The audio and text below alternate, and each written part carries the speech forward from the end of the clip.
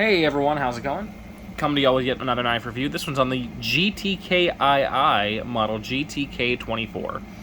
A name that just absolutely rolls off the tongue, doesn't it? Yeah, not quite. Throughout the video, I'm going to call this the GTK24, just because I think it rolls off the tongue a little bit better, and won't take me forever to say, unlike the official name of the knife. So yeah, the GTK Model 24. I found this on Amazon, scrolling randomly, just looking through the knives, trying to find some things to review. And this popped up, and it was apparently it had like just been listed.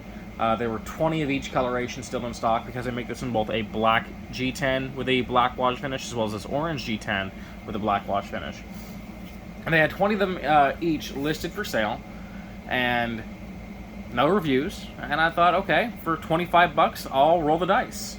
You know, I just got done testing and carrying and reviewing the Sanrenmu Land 911 at that point, and I thought, well, this was a perfect value play. This is a 10 out of 10 in terms of value for what you get for about the $23 to $25 price point.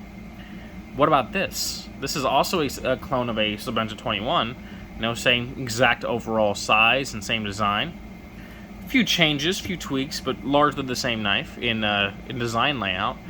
And the Land was a huge winner, so maybe this GTK knife would be a huge winner. And we'll find out if that's true in the video, but first I want to talk about the packaging.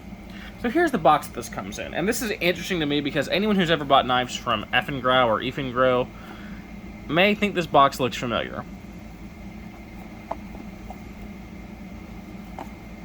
Okay, right down to the warehouse sticker that's slapped on the knife. Like, this is the exact same box as an Effengrau, which makes me wonder if this knife is actually manufactured by Effengrau and they just sold a blank to this GTK company and had them selling under their branding, or if we'll see an Effengrau version of this in the future.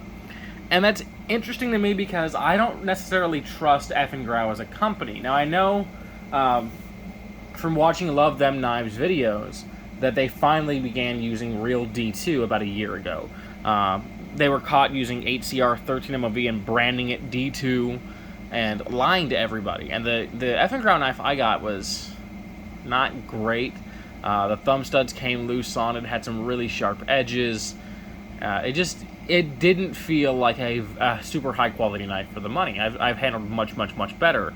Handled worse, but I mean, it was lower quality than the Gonzos of 8 years ago, 10 years ago. And if you guys don't know, when Gonzo first came out, they were pretty clunky, pretty clanky knives. And I know that they've gotten better.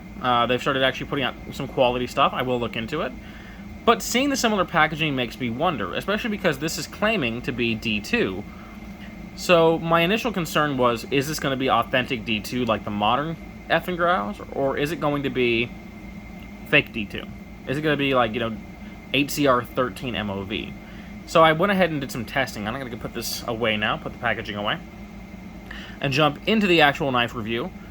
So yeah, I wanted to know if this was going to be authentic D2 steel or not. And to be fair with China, you're pretty much never going to get real D2. What you're going to get is Chinese D2. I forget the exact name of it.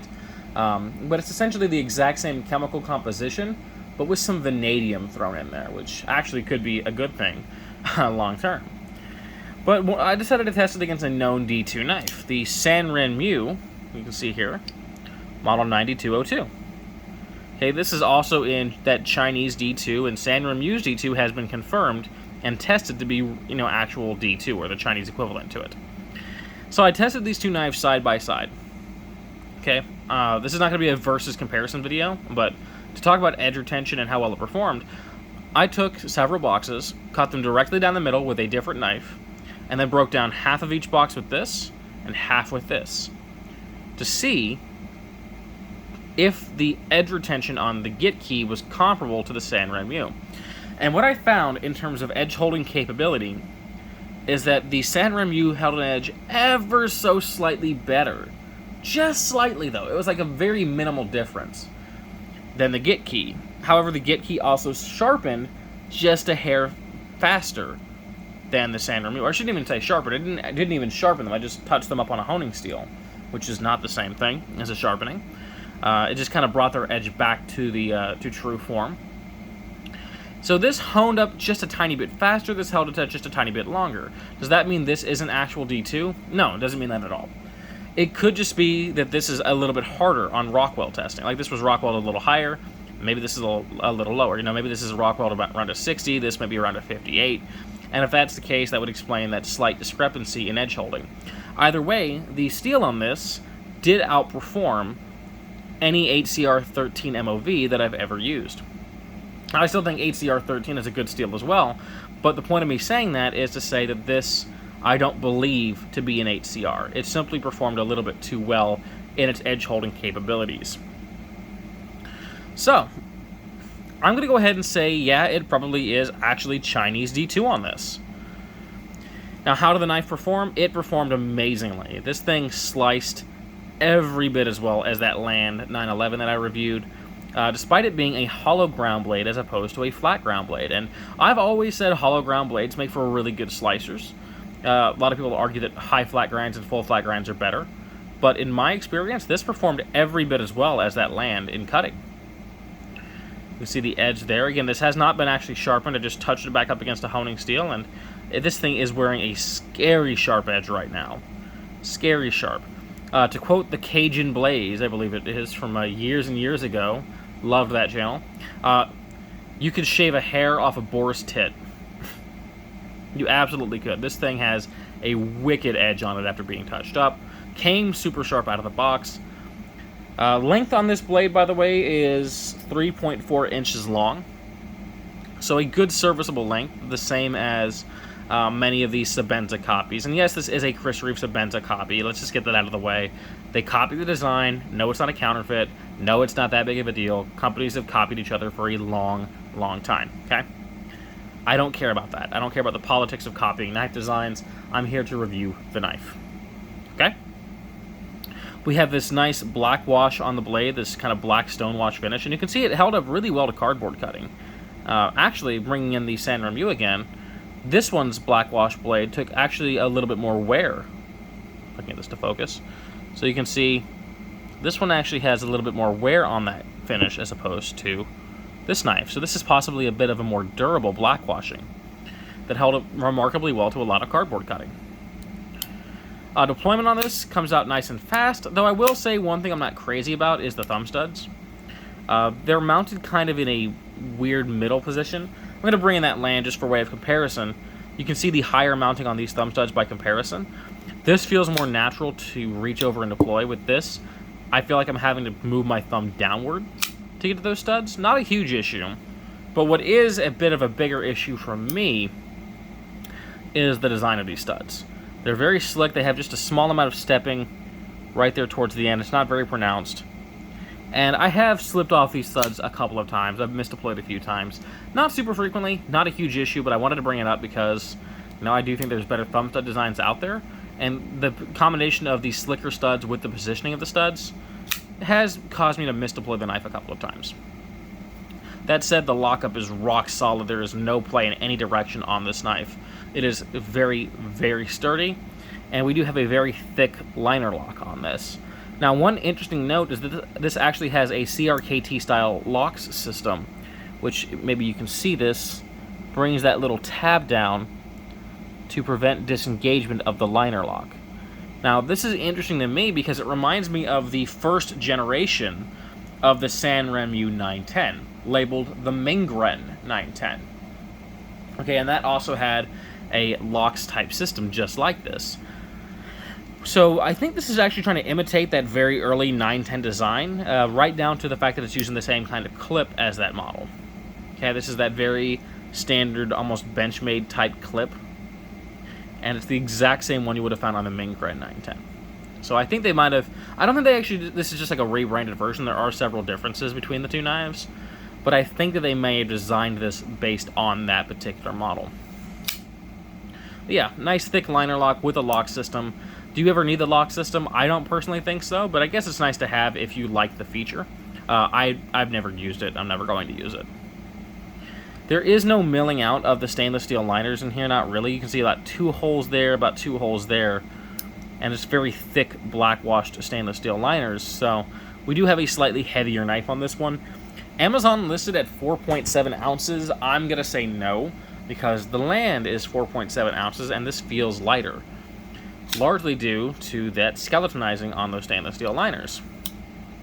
Okay, this feels lighter in hand than this by a bit. I would have to say this is probably closer to 5 ounces, maybe 5.1, 5.2. Whenever I get my digital scale in the mail, I will weigh it and post the weight in the comment or in the description down below to let you guys know what it comes out as, but I would guesstimate this is actually closer to 5 ounces. Still not very heavy, still very doable. I think 5 ounces for this size knife is perfectly adequate.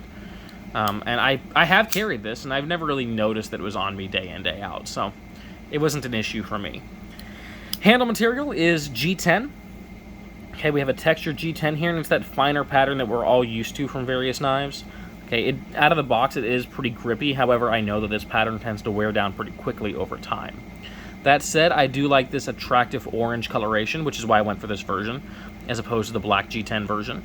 I'm just very tired of black knives and black and silver knives, so I tend to go for, a little color whenever I can get it, just to break things up a bit. And orange may not be my favorite color, but as a Texan, I'm engineered to like it to some degree. Hook 'em horns, I do like it, though. It makes the knife easy to find. The bright coloration is great for any rescue type situation, though this isn't a rescue knife. It would be very easy to locate after a car accident, which is nice. Okay, so there are benefits to having these brightly colored knives. This is also less likely to scare somebody if you break it out in public. Non-knife people can become very intimidated by someone whipping out a blade and, cutting things with it in a restaurant or in a Walmart or whatever.